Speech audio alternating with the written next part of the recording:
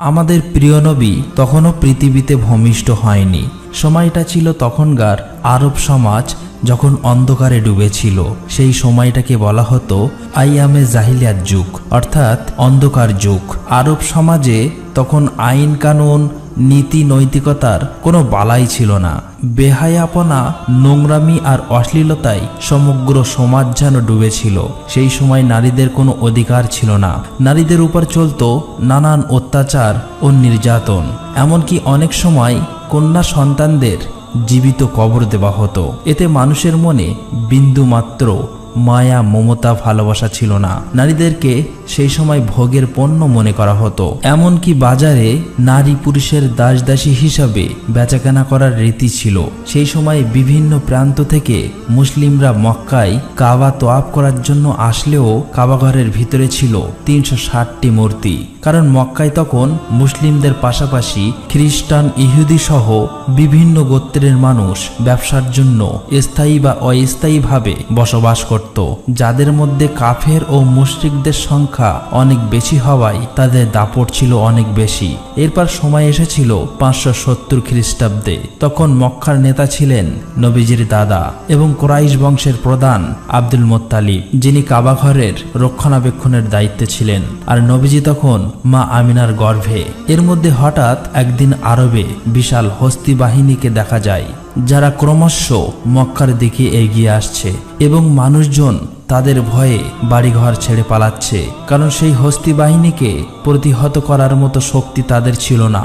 এমনকি ততক্ষণে সেই হস্তি বাহিনী মক্কার অনেকেরই ধরে নির্যাতন করতে শুরু করেছে এবং নবীজির দাদা আব্দুল মোত্তালেবের ২০০ উট সহ মক্কাবাসীর সমস্ত উট কেড়ে নিয়েছে, যাতে তারা তাদের সাথে লড়াই করতে না পারে। ঠিক তখনই দেখা যায় নবীজির চাচা আবু তালেব এসে আব্দুল মোত্তালিবকে মক্কার পরিস্থিতি সম্পর্কে জানায় এবং বলে, বাবা, আমরা ওই হস্তি বাহিনীর সাথে বিবাদ করে পারবো না, বরং আমরা আত্মসমর্পণ করি। আব্দুল মোত্তালেব তখন তার ছেলে আবু তালেবকে নিয়ে রওনা হয় হস্তি বাহিনীর প্রধানের সাথে দেখা করতে।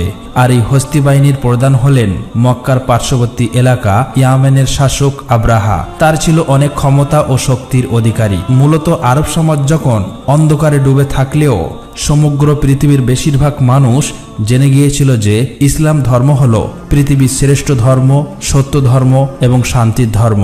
তাই বিভিন্ন প্রান্তের মানুষেরা তখন ইসলাম গ্রহণ করছিল এবং দলে দলে হজ করার জন্য মক্কায় আসত। ইসলাম ধর্ম এবং কাবার এতটা গ্রহণযোগ্যতা দেখে আব্রাহা তার ক্ষমতার দাপটে ইয়ামেনের রাজধানী সানাতে হুবাহু কাবার মতো একটি গির্জা তৈরি করে। কারণ আব্রাহা চেয়েছিল মানুষ খ্রিস্টান ধর্ম গ্রহণ করুক এবং তার তৈরি গির্জাতে বেশি বেশি আসুক। কিন্তু আব্রাহা যখন দেখে যে তার চাওয়া কোনোভাবেই পূরণ হচ্ছিল না, আব্রাহা তখন রাগে ক্রোধে ফেটে পড়ে। আর সেই কারণেই আব্রাহা একদিন সিদ্ধান্ত নেয় যে কাবা ঘরকে সে ভেঙে দেবে। তারপর আব্রাহা তার ৬০,০০০ সৈন্য নিয়ে এবং ১৩টি হাতি নিয়ে মক্কার দিকে আসতে থাকে। এর মধ্যে আব্দুল মুত্তালিব সেখানে পৌঁছে যায় এবং আব্রাহাকে বলে, আমি আপনাকে সতর্ক করছি, আপনি যে ঘরটাকে ধ্বংস করতে চাইছেন সেটা আল্লাহর ঘর, তাই এমন বিপজ্জনক কাজ থেকে দূরে থাকুন। কিন্তু আব্রাহা তার কোনো কথাই শুনতে চাইছিল না। আব্দুল মুত্তালিব তখন তাকে বলে যে আপনি আমার উট ফেরত দিন। এই কথা শুনে আব্রাহা বেশ অবাক হয়ে যায় এবং বলে যে আমি আপনাদের প্রিয় উপাসনালয় ধ্বংস করে দিচ্ছি, যেখানে আপনাদের বাবা দাদারাও ইবাদত করে এসেছিল। ফলে আপনাদের মান সম্মান এবং প্রতিপ্রতি সবকিছুই ধুলাই মিশে যাবে। অথচ এই বিষয়ে কোনো চিন্তা না করে আপনি কিনা এসেছেন আপনার উট ফিরিয়ে নিতে। আব্দুল মুত্তালিব তখন বলে, আমি আমার উটের মালিক, তাই আমার উট আমি নিজেই ফেরত নিতে এসেছি। কিন্তু এই মক্কা এবং কাবাঘরের মালিক হলেন আল্লাহ। অবশ্যই আমি নিশ্চিত এই কাবাঘরকে আল্লাহ নিজেই রক্ষা করবেন।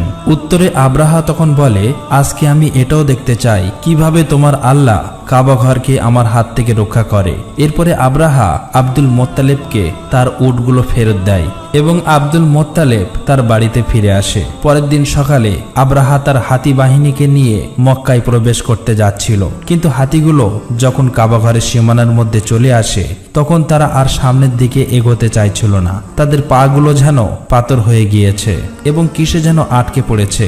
আব্রাহা এবং তার সৈন্যরা তখন একটু চালাকি করে জোর করে তারা হাতিগুলোর মুখ অন্যদিকে ঘুরিয়ে দেয় এবং হাতিগুলোকে তারা ভালো ভালো খাবার খেতে দেয় আর সেই সমস্ত খাবারগুলো ছড়িয়ে দেয় ঠিক কাবা ঘরের সামনে। হাতিগুলো তখন সেই খাবারের লোভে আবারও কাবা ঘরের দিকে এগিয়ে যেতে থাকে।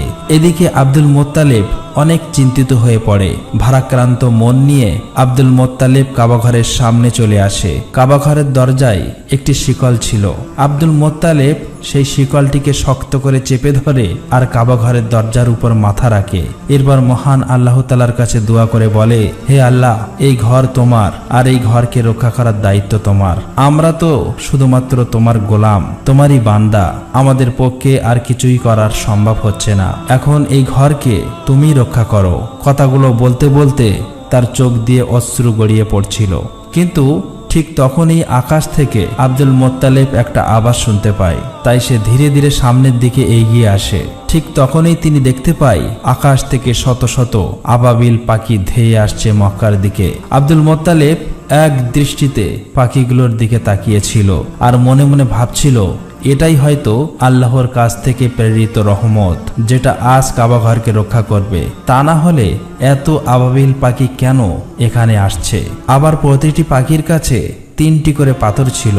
একটি পাথর ছিল তাদের মুখে আর বাকি 2টি পাথর ছিল তাদের পায়ে। মোত্তালিব দেখতে পায় সমস্ত আবাবিল পাখি কাবা শরীফ ঘিরে ফেলেছে, এমনকি তারা সেখানে কাবা শরীফ তওয়াব করছে। তখন তিনি বুঝে যায় যে পৃথিবীর কোনো শক্তি আজ কাবা শরীফকে ধ্বংস করতে পারবে না। এরপর সমস্ত আবাবিল পাখি ছুটে চলে যায় আব্রাহার হস্তি বাহিনী এবং সৈন্যর দিকে। আব্রাহার সৈন্য বাহিনীরা আবাবিল পাখিগুলি দেখে অনেক ভয় পেয়ে যায়। তারা তখন সেখান থেকে পালিয়ে যাবার চেষ্টা করে, কিন্তু ততক্ষণে সমস্ত আবাবিল পাখি তাদের সঙ্গে থাকা পাথরগুলো আব্রাহার হস্তি বাহিনী এবং সৈন্যদের উপর পাথরগুলো বৃষ্টির মতো ফেলতে থাকে। ফলে দেখা যায় প্রতিটি পাথর সৈন্যদের শরীর ভেদ করে ঢুকে যাচ্ছে। এতে মুহূর্তের মধ্যে সকল সৈন্যরা মারা যায়, এমনকি আব্রাহা এখানেই মারা গিয়েছিল। আল্লাহ তাআলা এই কাফেরদেরকে ধ্বংস করে দেয়। মহান আল্লাহ রাব্বুল আলামিনের কুদরতের মাধ্যমে এই ছোট ছোট পাথর দিয়ে ধ্বংস হয়েছিল 60,000 সৈন্য এবং 13টি হাতি। এমনকি এই ঘটনার বর্ণনা দেওয়া হয়েছে পবিত্র কোরআনে সূরা আল ফিলে, যেখানে বলা হয়েছে, তুমি কি দেখোনি তোমার প্রতিপালক কাবা ঘর ধ্বংস করতে আসা হস্তি বাহিনীর সাথে কিরূপ আচরণ করেছিল? তিনি কি তাদের চক্রান্ত নাশাত করে দেননি? তিনি তাদের বিরুদ্ধে পাঠিয়েছিলেন ঝাঁকে ঝাঁকে আবাবিল পাখি। তারা ওই হস্তি বাহিনীর উপর ছোট্ট ছোট্ট পাথর নিক্ষেপ করেছিল। অতঃপর ওই হস্তি বাহিনী পরিণত হয়েছিল ভক্ষিত ভূষির ন্যায়। আর এভাবেই ওই দিন কাবা ঘর রক্ষা করেছিল মহান আল্লাহ তাআলা। এই ঘটনার পর প্রায় 2 মাস কেটে যায়। এরপর আমরা একটি রাতের ঘটনা দেখতে পাই। মক্কাবাসীরা সেদিন নিজ নিজ কাজে ব্যস্ত ছিল। নবীজির দাদা আব্দুল মোত্তালিব সেদিন রাত্রে কাবা শরীফের ছাদের উপর দাঁড়িয়েছিল। হঠাৎ করে সেদিন আকাশে তিনি প্রজ্বলিত আলো দেখতে পায়, যেটা আরব থেকে পূর্ব অঞ্চল সহ সমগ্র বিশ্ব ছড়িয়ে পড়ে। আলোটিকে দেখে আব্দুল মোত্তালিব অনেক অবাক হয়ে যায়। এরপর তিনি দৌড়ে নিচে চলে আসে। এখানে তিনি দেখেন যে কাবা শরীফের ভিতরে বিভিন্ন পূজারীদের রাখা 360টি যে মূর্তি ছিল সেগুলি সব আপনা আপনি ভেঙে পড়ছে। এরপর তিনি কাবাঘর থেকে বাইরে এসে দেখে যে কুফা এবং সিরিয়ার মধ্যবর্তী স্থানে পানি প্রবাহ শুরু হয়েছে, অথচ বহু বছর ধরে এখানে কেউ পানি দেখেননি। ঠিক তখনই আব্দুল মোত্তালিব তার ঘরের দিকে চোখ পড়ে। তিনি তখন দেখতে পায় আজকে তার ঘরের মধ্যে থেকে অদ্ভুত এক ধরনের নূরের আলো বের হচ্ছে, যেটা এর আগে তিনি কখনোই কোনোদিন দেখেননি। আব্দুল মোত্তালেব তখন ধীরে ধীরে তার ঘরের দিকে এগিয়ে যেতে থাকে, কিন্তু যখন তিনি তার ঘরের দরজার কাছে পৌঁছায় তখন তিনি দেখেন যে মা আমিনার কোল জুড়ে একটি ফুটফুটে শিশুর জন্ম হয়েছে, যার শরীর থেকে অসম্ভব পরিমাণের নূরের আলো বের হচ্ছে। এটা দেখে আব্দুল মোত্তালেবের চোখ দিয়ে পানি চলে আসে, কারণ সেই সময়ে আরবের অন্ধকার সমাজে প্রদীপের আলো হয়ে আসেন প্রিয় নবী হযরত মুহাম্মদ সাল্লাল্লাহু আলাইহি ওয়াসাল্লাম। পরের দিন আব্দুল মোত্তালেব তার নাতির আকিকার জন্য উট জবাই করে গরিব দুঃখী মানুষদেরকে খাওয়ায়। সেখানে তাকে সাহায্য করছিল তার ছেলে আবু তালেব। তখন সেখানে আবু তালেবের বড় ভাই অর্থাৎ নবীজির চাচা আবু লাহাব আসেন। তবে গরিবদের সাথে একসাথে বসে খেতে হবে বলে বাড়ির দরজা থেকে চলে যান। আসলেই আবু লাহাব অনেক অহংকারী লোক ছিলেন। অন্যদিকে মা আমিনার বুকে দুধ ছিল না, তাই শিশু নবী মুহাম্মদ সাল্লাল্লাহু আলাইহি ওয়াসাল্লামকে দুধ খাওয়ানোর জন্য একজন মহিলাকে ডাকা হয়। সে ছিল আবু লাহাবের স্ত্রীর দাসী। তাই আবু লাহাব ঘরে ফেরার পর তার স্ত্রী তার সাথে অনেক রাগারাগি করে, কেন তার দাসীকে এই কাজের জন্য নেওয়া হলো। আসলে আবু লাহাবের স্ত্রীও অহংকারী ছিল। অন্যদিকে দেখা যায় ইহুদিরা একসাথে বসে কথা বলছিল। তারা বুঝতে পেরেছে কোনো এক বিশেষ শিশুর জন্ম হয়েছে, কারণ এই ব্যাপারেও তাদের ধর্মগ্রন্থে স্পষ্টভাবে উল্লেখ ছিল। ফলে যেদিন রাতে প্রিয় নবীর জন্ম হয়, সেই দিন রাতের আকাশে সেই নূরের আলো দেখেই খ্রিস্টান এবং ইহুদি ধর্মের গুরুরা বুঝে গিয়েছিল এবার সে শিশু পৃথিবীতে আগমন করেছে। তবে ইহুদিরা বেশি চিন্তিত ছিল, কারণ তারা জানতে পেরেছিল যে কোনো ইহুদির ঘরে এমন শিশুর জন্ম হয়নি, তাহলে সেই শিশুটিকে কে হতে পারে। আর এই জন্যই তারা সেখানকার অনেক বাচ্চাকে কিনতে চায়, যেন সেই শিশুটি তাদের দলে আসে। এমনকি টাকার বিনিময়ে অনেক ভণ্ড মহিলার দায়িত্ব দেয় শরীরে কোনো বিশেষ দাগের মাধ্যমে শিশু নবীজিকে খুঁজে বার করার জন্য। একদিন দেখা যায় বাচ্চাদের নাম রাখার উৎসব চলছে। সেখানে বিভিন্ন বাচ্চাদের নাম ঘোষণা করা হচ্ছে আর সবাই মিলে আনন্দ করছে। এর মধ্যে সেখানে আব্দুল মোত্তালেব আসেন শিশু নবীজিকে কোলে নিয়ে তার নাম রাখার জন্য। আব্দুল মোত্তালেব প্রথমে সেই কালো পাথরে হাত রাখেন। তখনই দেখা যায় কাবার সেই দরজার হাতলটি দরজায় বাড়ি মারছিল আর শিশু নবীর শরীর থেকে নূরের আলো বের হচ্ছিল। আব্দুল মোত্তালেব তখন সবার সামনে জনসম্মুখে শিশুটির নাম ঘোষণা করেন মুহাম্মদ। এটা শুনে সেখানে থাকা বিভিন্ন গোত্রের মানুষেরা বলতে থাকে যে এটা আবার কি নাম, এটা তো আমাদের কোনো দেবদেবীর নামের সাথে মেলে না। আসলেই তারা আগে কখনোই মোহাম্মদ নামটি শোনেনি, তাই সেখানে থাকা মানুষগুলো এটা নিয়ে বলাবলি করছিল। তখন সেখানে আবু তালেব সবার সামনে এসে বলে, হে লোক সকল, তোমরা থামো, এই শিশুটির নাম রাখা হয়ে গিয়েছে আর তোমরা কখনোই তা পরিবর্তন করতে পারবে না। এই বলে তিনি সবাইকে থামিয়ে দেন এবং সবাই তা স্বাচ্ছন্দ্যে মেনে নেন। এরপর দেখা যায় আবু লাহাব তার স্ত্রীর সেই দাসীকে ফেরত নিতে এসেছে, যে শিশু নবীকে প্রথমবার দুধ পান করিয়েছিল। ফলে ক্ষুধার্ত নবীজি আর দুধ পান করতে পারছে না।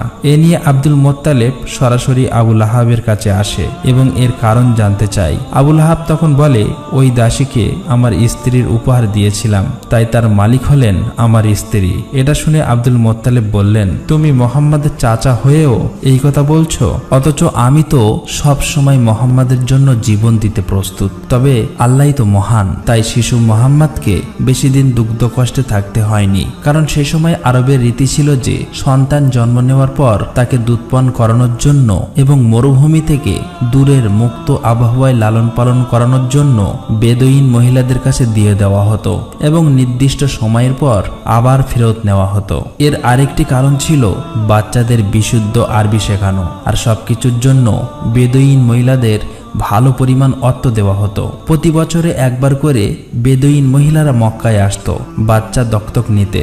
এবারেও অনেক দম্পতি মক্কায় এসেছে।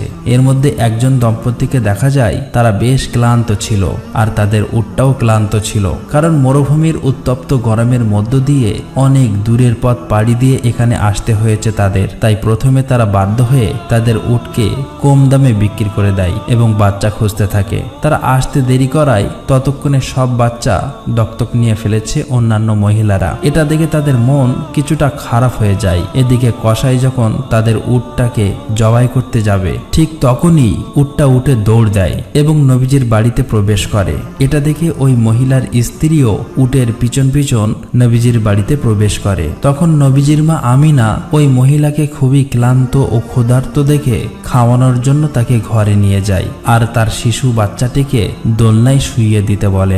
মহিলাটি যখন তার বাচ্চাকে দোলনায় রাখতে যায়, তখন তিনি শিশু মোহাম্মদকে দেখতে পান, যার শরীর থেকে নূরের আলো চমকাচ্ছিল। সেই মহিলা তখন নবীজিকে কোলে তুলে নেন এবং তাকে ক্ষুধার্ত দেখে নিজের দুধ পান করান। আর এই মহিলাই ছিলেন নবীজির দুদমা হালিমা। আসলে নবীজিকে লালন পালনের জন্য বেশি টাকা দেওয়ার সামর্থ্য নেই বলে নবীজিকে তখনও কেউ দত্তক নেয়নি। আসলেই নবীজিকে লালন পালনের জন্য বেশি টাকা দেওয়ার সামর্থ্য নেই বলে নবীজিকে তখনও কেউ দত্তক নেয়নি। তাই নবীজির দাদা আব্দুল মোত্তালেব এবং মা আমিনা শিশু নবীজিকে লালন পালনের জন্য এই ব্যাপারে কথা বলেন হালিমা এবং তার স্বামীর সাথে। মা হালিমা এবং তার স্বামী তাতে রাজি হয়ে যায়, যদিও তারা জানতো এই ব্যাপারে তারা ভালো কোনো অর্থ পাবে না। এরপর দেখা যায় মা আমিনা নিজে অনেক কষ্ট পেলেও নবীজিকে দুধমা হালিমার কাছে দিয়ে দেন এবং তাদেরকে দুটি উট এবং একটি গাধা দেওয়া হয়েছিল।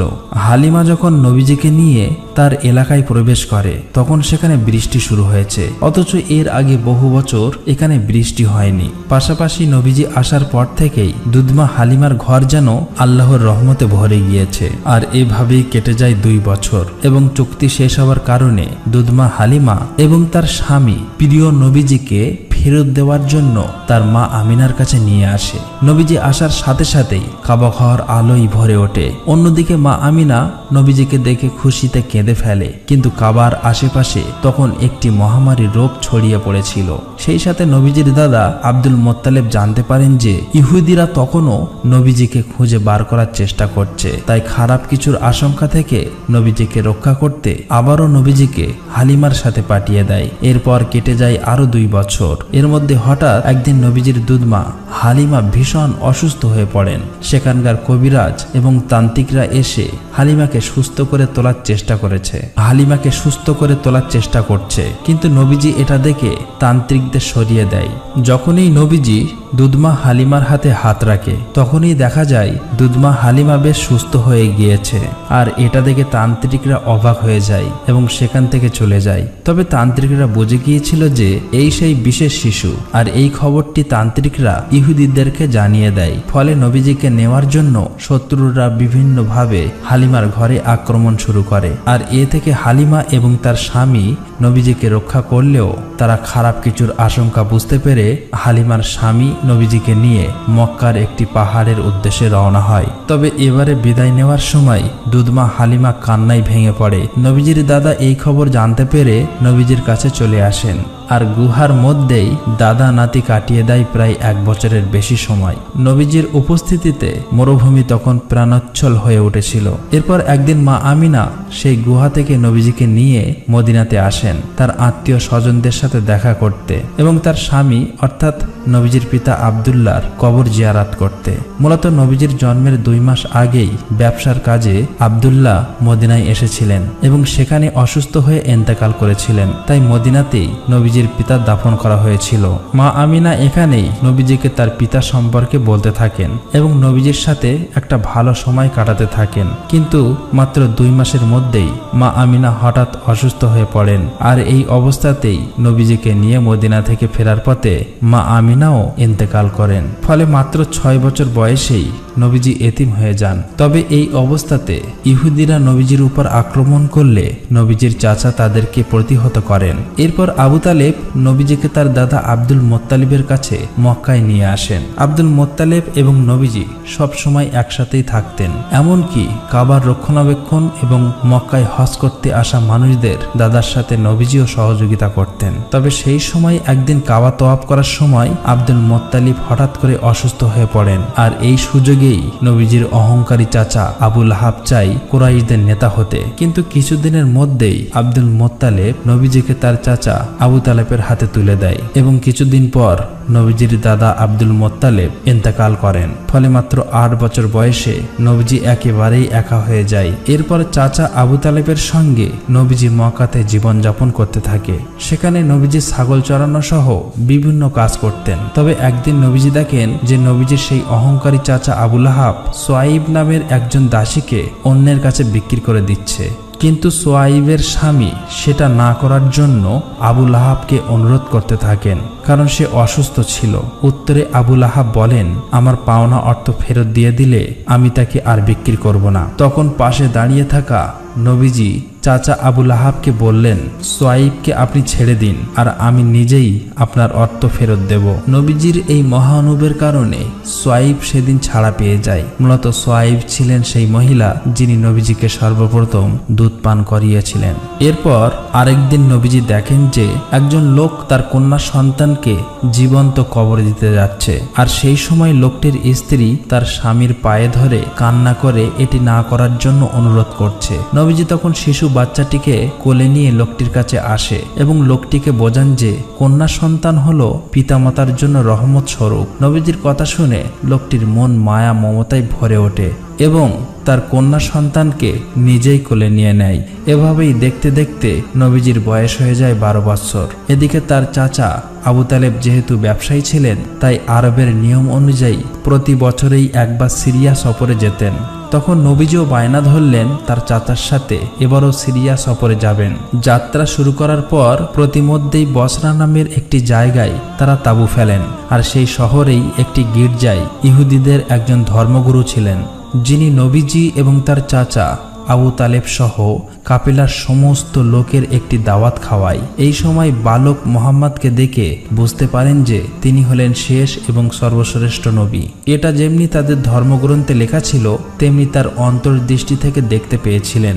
এরপর তিনি আবু তালেবকে বলেন যে মোহাম্মদ এখন তোমার আশ্রয়ে আছে, তাই তোমার আরো বেশি সতর্ক হওয়া উচিত, এবং এটাও বলেন যে মোহাম্মদকে নিয়ে তোমার সিরিয়া যাওয়া উচিত হবে না, কারণ সেখানকার ইহুদিরা তাকে ক্ষতি করতে পারে। তাই আবু তালেব তার সিরিয়া যাওয়ার সিদ্ধান্ত বদলে আবারও মক্কার দিকে ফিরে আসতে শুরু করে। তবে প্রতিমধ্যেই তারা সেই ইহুদিকে আহত অবস্থায় দেখতে পায়, যে কিনা বারবার মুহাম্মদ সাল্লাল্লাহু আলাইহি সাল্লামকে ক্ষতি করতে চেয়েছিল। নবীজি তখন তার ঘোড়া থেকে নেমে সেই ইহুদির মুখে পানি তুলে দেয় আর তাকে সমুদ্রের একটি জায়গায় নিয়ে আসেন। সেখানে নবীজি দেখতে পান যে একটি মূর্তির সাথে শিকল দিয়ে একটি মহিলা ও দুটি বাচ্চাকে বেঁধে রাখা হয়েছে কুরবানি দেওয়ার জন্য, আর অন্যদিকে সেখানকার জেলে সম্প্রদায়রা পূজা করছে যেন তাদের দেবতা এই কুরবানি কবুল করে এবং জেলেদেরকে প্রচুর ধনসম্পদ দান করেন। কিন্তু প্রিয় নবী হযরত মুহাম্মদ সাল্লাল্লাহু আলাইহি সাল্লাম সেটা দেখে সেই মহিলা ও বাচ্চাদের শেকল খুলে দিতে লাগলে সেখানকার জেলেরা নবীজিকে থামাতে যায়, আর ঠিক তখনই সমুদ্রের ঢেউ এমন ভাবে ওঠে যে সেই মূর্তি ভেঙে পড়ে এবং সেখানকার পূজারীরা ঘরের ভিতরে চলে যায়। কিছুক্ষণ পরে সেই ঢেউ থামার পর দেখা যায় প্রচুর মাছ সমুদ্রের ধারে এসে জমা হয়েছে। এটা দেখে জেলেরা অবাক হয়ে যায় এবং দ্রুত সেই মাছগুলো ধরতে থাকে, আর দূর থেকে এইসব দেখে সেই ইহুদি লোকটি অবাক হয়ে যায়। আসলে আল্লাহ পাকের কাছে এটা নবীজির দোয়া ছিল। শেষ দৃশ্যে দেখা যায় আবু তালেব বৃদ্ধ হয়ে গিয়েছে, আর তিনি কাবার সামনে দাঁড়িয়ে মক্কার সমস্ত লোককে আহ্বান করছে কোনো রকম দ্বন্দ্ব বিবাদ ছাড়া ইসলামের পথে ফিরে আসতে এবং শান্তিপূর্ণ জীবনযাপন করতে। কিন্তু তখনও সেখানকার কিছু নেতারা আবু তালেব এবং হযরত মুহাম্মদ সাল্লাল্লাহু আলাইহি সাল্লামকে মিথ্যা প্রমাণ করতে চায়। তবে মক্কার মানুষ ততদিন পরিষ্কার হয়ে গিয়েছিল হযরত মুহাম্মদ সাল্লাল্লাহু আলাইহি সাল্লাম হলেন শেষ নবী এবং সর্বশ্রেষ্ঠ নবী, তাই তার ধর্মই হলো সর্বশ্রেষ্ঠ এবং সত্য ও শান্তির ধর্ম।